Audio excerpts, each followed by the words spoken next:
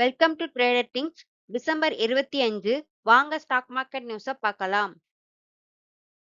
நான் செபியில் பதிவு செய்யப்பட்ட அட்வைசர் அல்ல. இந்த வீடியோ தகவல் வழங்கும் நோக்கத்திற்காக மட்டுமே. எந்த வகையிலும் முதலீடு செய்யுங்கள் என்று சொல்வதற்கான வீடியோ இது அல்ல. இங்கு சொல்லப்படும் தகவல்கள் அனைத்தும் என் சொந்த பார்வைக்குட்பட்டவை. யாரும் ட்ரேடிங் செய்யும் முன் சான்றளிக்கப்பட்ட நிதி ஆலோசகர்களிடம் கலந்து ஆலோசிப்பது நல்லது. வாங்க இண்டெக்ஸ் மற்றும் எஃப்ஐடிஐ டேட்டா பார்க்கலாம். இண்டெக்ஸ் பார்த்தீங்கன்னா நிஃப்டி 50 பார்த்தீங்கன்னா நெகட்டிவ் 35 பாயிண்ட்லயும் க்ளோஸ் ஆயிருந்துச்சு.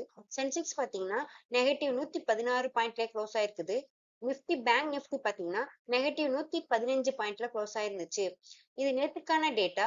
எஃப்ஐடிஐயோட டேட்டா பார்த்தீங்கன்னா 11,000 கோடிக்கு வந்து டிஐ வாங்கியிருக்காங்க.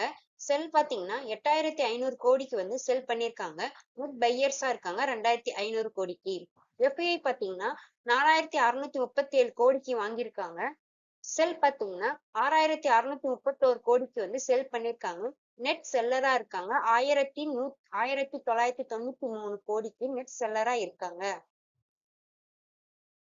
மரைன் அண்ட் இன்ஜினியரிங் ஒர்க்ஸ்ல இருந்து ஒரு நியூஸ் கிடைச்சிருக்குது. அதாவது நுவாமா பாத்தீங்கன்னா அவங்களுக்கு தொடர்ந்து பை ரேட்டிங் கொடுத்துருக்காங்க. 2,500 ரூபாய் வந்து 12 மந்த்தோடைய பிரைஸ் டார்கெட்னு சொல்லியிருக்காங்க.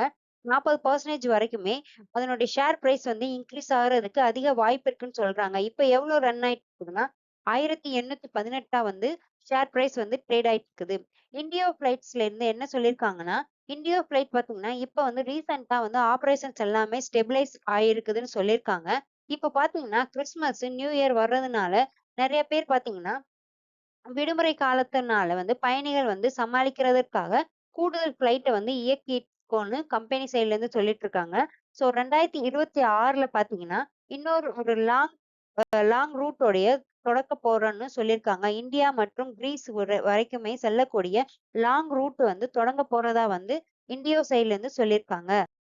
பனாஷியா பயோடெக்கு பாத்தீங்கன்னா ஒரு நல்ல ஆர்டர் கிடைச்சிருக்குது. 75ல இருந்து 80 கோடி அளவுல வந்து ஒரு நல்ல ஆர்டர் யார்கிட்ட இருந்து பாத்தீங்கன்னா யுனைடெட் நேஷன் சில்ட்ரனுடைய ஃபண்ட்ல இருந்து. அவங்க பாத்தீங்கன்னா குழந்தைங்களுக்கான தடுப்பூசியுடைய மையம் தான், அதாவது ஐநாவுடைய அமைப்புன்னு தான் சொல்றாங்க. ஸோ இவங்க இவங்க வந்து என்னது வாங்கியிருக்காங்கன்னா EC5 சொல்லக்கூடிய டிடிடி மருந்தை வந்து தடுப்பூசி மருந்தை இவங்க ஆர்டர் பண்ணி வாங்கியிருக்கதா சொல்லியிருக்காங்க. இந்த மருந்துக்கு பாத்தீங்கன்னா WHO இருந்து அங்கீகாரமும் கொடுத்திருக்காங்க. ஸோ இந்த நியூஸ் வந்ததுல இருந்து என்ன சொல்றாங்கன்னா, பனாஷியாவுடைய பயோடெக் உடைய கம்பெனி மேல நம்பகத்தன்மை வந்து அதிகமா இருக்குதுன்னு கம்பெனி சைட்ல இருந்து சொல்லியிருக்காங்க. ஐடிஎஃப்சி ஃபர்ஸ்ட் பேங்க்ல இருந்து ஒரு நியூஸ் கிடைச்சிருக்குது. ஐடிஎஃப்சி உடைய பேங்க்ல வந்து கிரெடிட் கார்டு யூஸ் பண்ணக்கூடிய கஸ்டமர்ஸ்க்கு எல்லாமே வந்து இப்போ பாதிப்புல இருக்குதுன்னு சொல்லியிருக்காங்க. அதாவது ரிவார்டும் ஏர்போர்ட்ல இருக்கக்கூடிய லான்ச் ஆக்சஸஸ் உடைய சலுகைகள் எல்லாமே பாத்தீங்கன்னா இப்ப கொஞ்சம் கம்மி பண்ணியிருக்காங்கன்னு சொல்லியிருக்காங்க. இது வந்து கார்டோடைய ஹோல்டருக்கு மட்டும் பாதிப்பு ஏற்படல. இந்த பிரீமியம் கார்டு வச்சிருக்கவங்க, ப்ரீ கார்டு வச்சிருக்கவங்க இந்த எல்லாருக்குமே வந்து பாதிப்பு ஏற்பட்டிருக்குதுன்னு சொல்லியிருக்காங்க.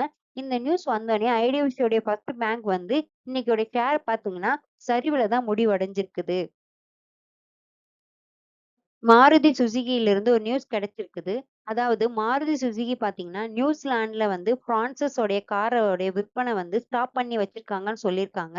என்ன ரீசன்ஸ் பார்க்கும்போது அந்த ANCAPன்னு சொல்லக்கூடிய விபத்து பாதுகாப்பு சோதனை சொல்லுவாங்களா, கிராஸ் டெஸ்ட் உடைய ரிசல்ட் பாத்தீங்கன்னா இன்னைக்கு நடந்திருக்குது. அதாவது என்ன சொல்லியிருக்காங்கன்னா சேஃப்டியோடைய ரேட்டிங் மட்டுமே வந்து 1 ஸ்டாரா வந்து இப்ப பெற்றிருக்காங்க. ஆனா பேக் ஷீட்ல வந்து சில பிரச்சனை இருக்கிறதுனால இப்ப வந்து பிரச்சனை வந்து சரி செய்யற வரைக்குமே வந்து நியூசிலாந்துல வந்து பிரான்சஸ் காரை வந்து விற்பனை செய்ய மாட்டோம்னு மாருதி சுசுகில இருந்து சொல்லியிருக்காங்க. டாடா மோட்டார்ஸ்ல இருந்து ஒரு முக்கியமான நியூஸ் கிடைச்சிருக்குது. டாடா மோட்டார்ஸ் பாத்தீங்கன்னா இந்தியாவிலே பாத்தீங்கன்னா 2.5 லட்சம் வந்து EV விற்பனை வந்து சாதனை செஞ்சிருக்காங்கன்னு கம்பெனி சைடுல இருந்து சொல்றாங்க. இது மட்டும் இல்லாம புதிய EV உடைய மாடல்களும் சரி, சார்ஜிங் உடைய வசதிகளை வந்து டெவலப் பண்ணிட்டு இருக்கோம்னு கம்பெனி சைடுல இருந்து சொல்லியிருக்காங்க.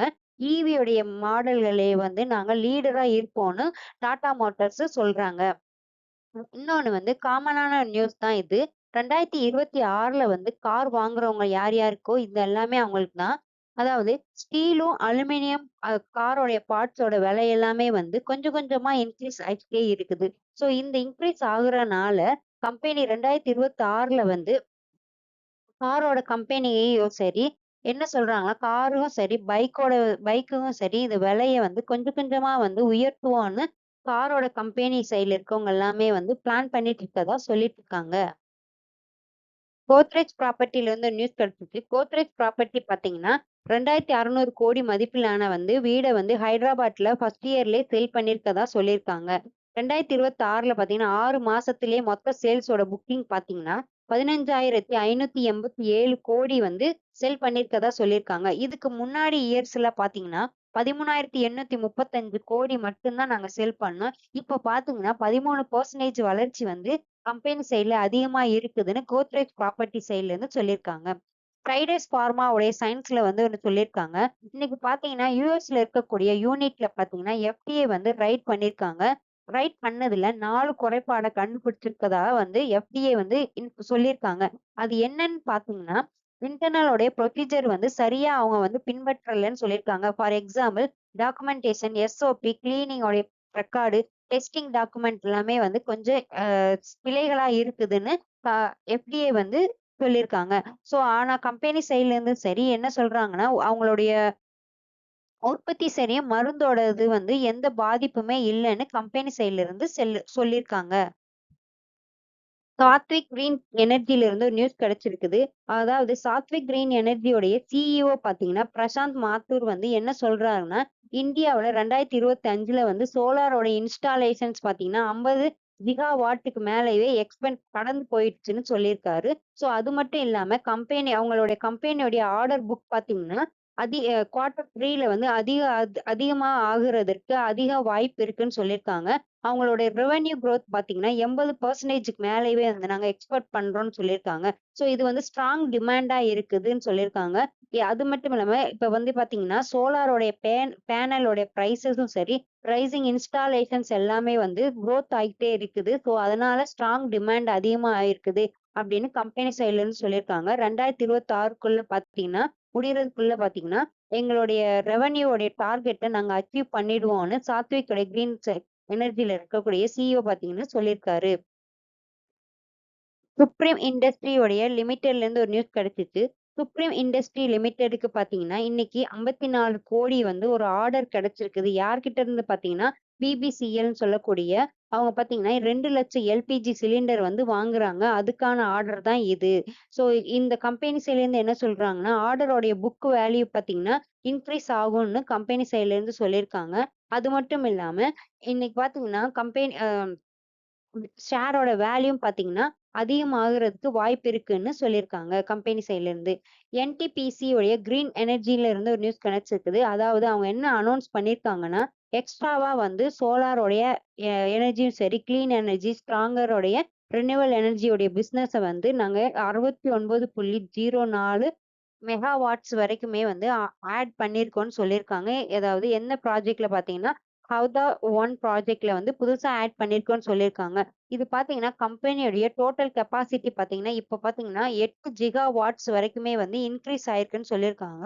ஸோ இதிலிருந்து என்ன என்ன சொல்ல வர்றாங்கன்னா, இந்தியாவுடைய பசுமையுடைய எரிசக்தி வளர்ச்சி வந்து அதிகமாகிக்கிட்டே இருக்குது, குரோத் ஆகிட்டே இருக்குதுன்னு என்டிபிசி கிரீன் எனர்ஜில இருந்து சொல்லியிருக்காங்க.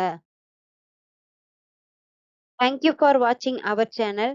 சப்ஸ்கிரைப் பண்ணுங்க, கமெண்ட் பண்ணுங்க, லைக் பண்ணுங்க.